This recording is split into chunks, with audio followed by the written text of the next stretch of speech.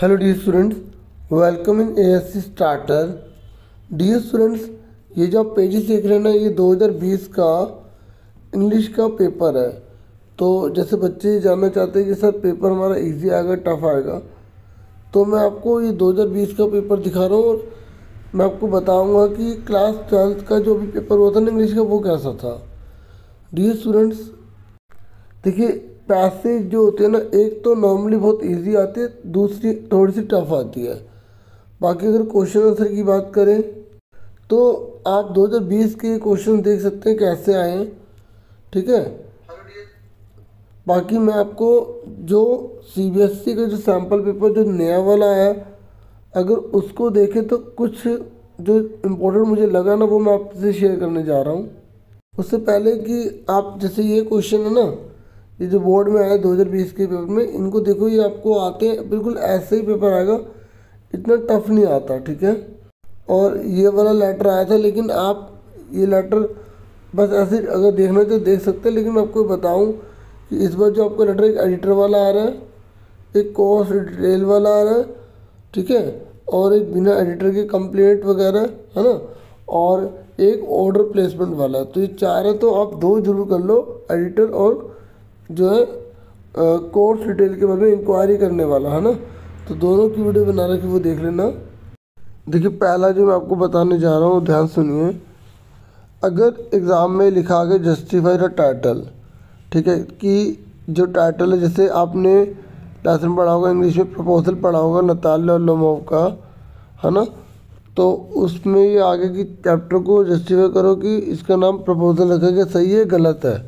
देखो अगर एक लेसन के बारे में बोल रहा है तो आप ये लिखेंगे आई एम फुल्ली एग्रीड, मैं पूरी तरह से सहमत हूँ, that whole story revolves around the lesson, कि पूरी की पूरी स्टोरी जो है लेसन के इर्द गिर्द घूमती रहती है, ठीक है। और लेसन का नेम क्या है, द एड्रेस, ठीक है। इट इज़ एब्सोल्युटली करेक्ट, ये बिल्कुल ठीक है। And can be justified by giving many examples, और इसे हम जस्टिफाइड कर सकते हैं बहुत सारे एग्जाम्पल देकर।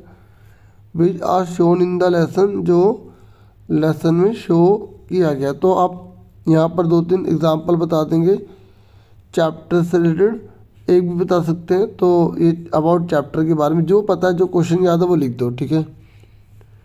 अब जिनको इस समय नहीं पता तो थोड़ा इससे आइडिया ले, है ना। तो बाकी तो इसको यूज़ करके और बड़ा कर देना। From the above example and discussion, तो हमने जो ऊपर एग्जाम्पल दिया या डिस्कशन दिया, अगर आपने एक से ज़्यादा एग्जाम्पल दिया तो ऐसे कर देना। तो we have justified that title is apt and correct, ये आपको समझ में आ गया अगर एक लेसन का बोलेगा। लेकिन जो सीबीएसई ने नया सैम्पल पेपर इशू किया ना, देखिए सीबीएसई ने नया सैम्पल पेपर इशू किया था, ठीक है, प्रैक्टिस के लिए। तो अगर हम इसके सीधा क्वेश्चन आंसर पर आ जाएं तो यहाँ पर आप देखो 8वें में दोनों में से एक करना है। यहाँ बोला गया है कि आपको ना कंपेयर करना है दोनों को। देखो ये लिखा है ना, what any from the poem the any Gregory. आपने एनी ग्रेगरी की पोएम पढ़ी होगी ना, जो कहते हैं कि मैं अपने जो कान है ना, उसके पीछे के वाले रैम्पार्ट के जो हेयर है उनको क्या करवा लूँगी, डाई करवा लूँगी, ठीक है। यंग मैन जो डिस्पेयर हो जाते हैं, निराश हो जाते हैं, ठीक है। तो दूसरी ओर आपने एक और कहानी पढ़ी होगी प्रपोजल, जिसका नाम है नताल्या की कहानी, ठीक है। अब देखो यहाँ दो जनों के बारे में कंपैरिजन करना है ना, एनी ग्रेगरी, ठीक है, जो पोएम है, और प्रपोजल, है ना। अब देखो यहाँ पर इस एनी को तो दुख होता है और इस नताल्या की हैप्पी एंडिंग होती है ना। तो ये कह रहे हैं कि दोनों को आपको जस्टिफाई करना है और एक एग्जांपल दोनों में से देना है आपको, ईच कॉन्टेक्स्ट या टेक्स्ट में से आपको देना है ना। तो मैं थोड़ी सी आपकी हेल्प करूँ तो आप ऐसे लिख सकते हैं बोथ चैप्टर्स। तो ये पहले चैप्टर का नेम आ गया, अगर दो जनों में कंपैरिजन वगैरह करने के लिए दे रहा ना, तो एनी ग्रेगरी, दूसरे का नाम भी आ गया प्रपोजल, ठीक है। आप लिख देंगे आर डिफरेंट, दोनों अलग अलग हैं। बोथ हैव डिफरेंट लुक, दोनों के डिफरेंट लुक हैं, ठीक है। हालांकि मैंने डिफरेंट यहाँ लिख दिया, ठीक है। और आप थॉट लिख देना कि अलग थॉट है इसके।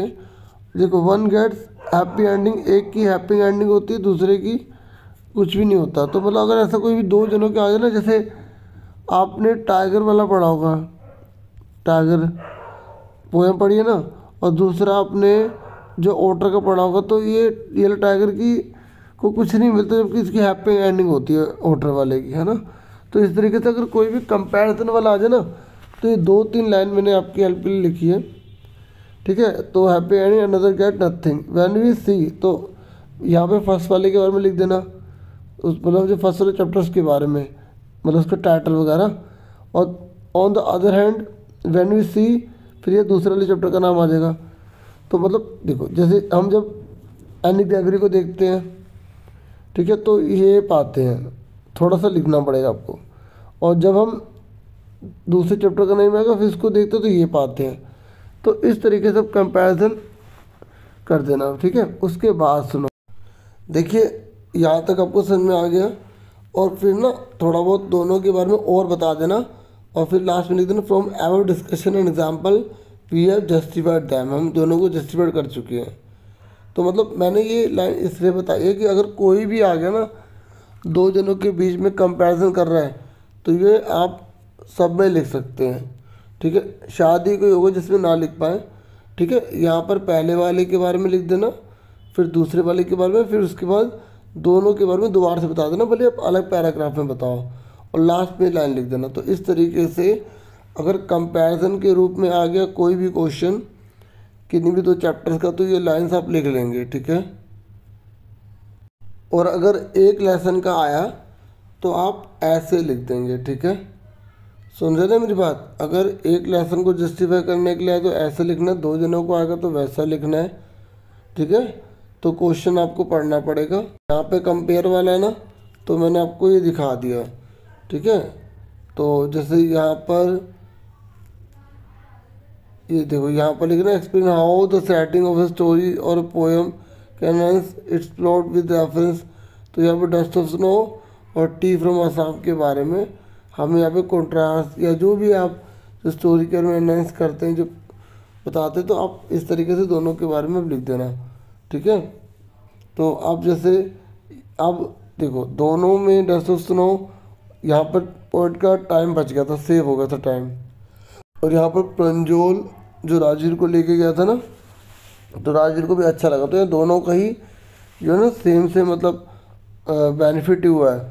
तो यहाँ थोड़ा सा फिर आपको चेंज करना पड़ेगा, ठीक है। तो जब जैसे जस्टिफाई वाला अगर कंपेयर कॉन्ट्रास्ट आता है तो देख लेना, नेगेटिव पॉजिटिव वाला तो वो अटैम्प्ट जरूर करना, ठीक है। तो मैंने आपको बता दी ना कैसे लाइन लिखनी है।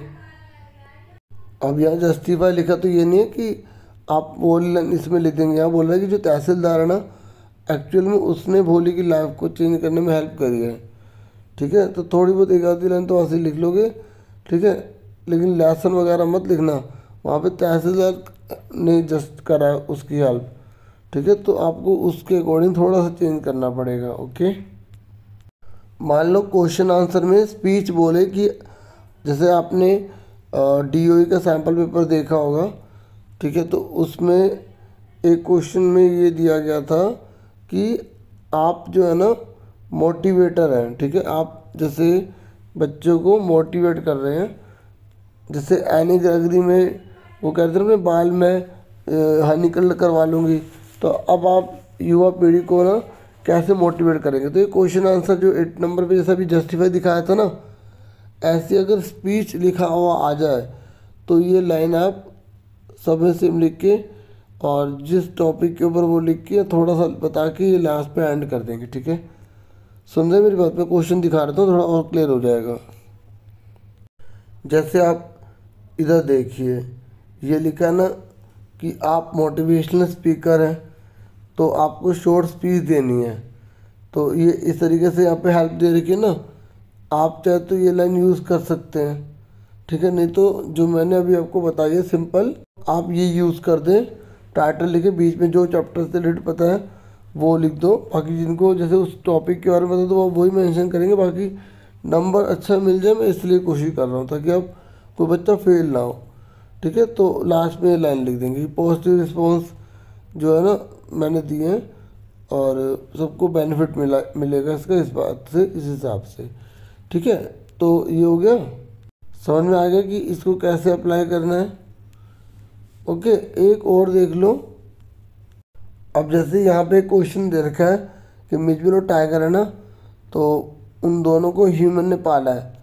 तो अब आप दोनों के बीच की कन्वर्सेशन लिखो। अगर कन्वर्सेशन का मतलब तो बातचीत अगर आ गई तो आप जो है ना छोटी छोटी लाइन लिख लो, बड़ी अगर आपको नहीं आ रही, जैसे अब कोई भी क्वेश्चन आ जाएगा तो कन्वर्सेशन में कैसे स्टार्टिंग होगी, हेलो, हाउ आर यू, है ना, तो वैसे स्टार्ट कर देना, हाय, फिर वो बोलेंगे hello, what are you doing, आप क्या कर रहे हैं। तो इस तरीके से आप कम से कम जो है ना, जैसे ये 6 नंबर का तो 12 लाइन आपको बनानी है। ठीक है, तो मैंने थोड़ी सी आपकी हेल्प कर दी, थोड़ा सा और बता दी मैंने। ऐसे ही बहुत आसान ट्रिक जो है एनालिटिकल पैराग्राफ की, लेटर की सारी बताई है, जिससे कि अगर आप कर लोगे ना तो आप फेल तो बिल्कुल नहीं होगे।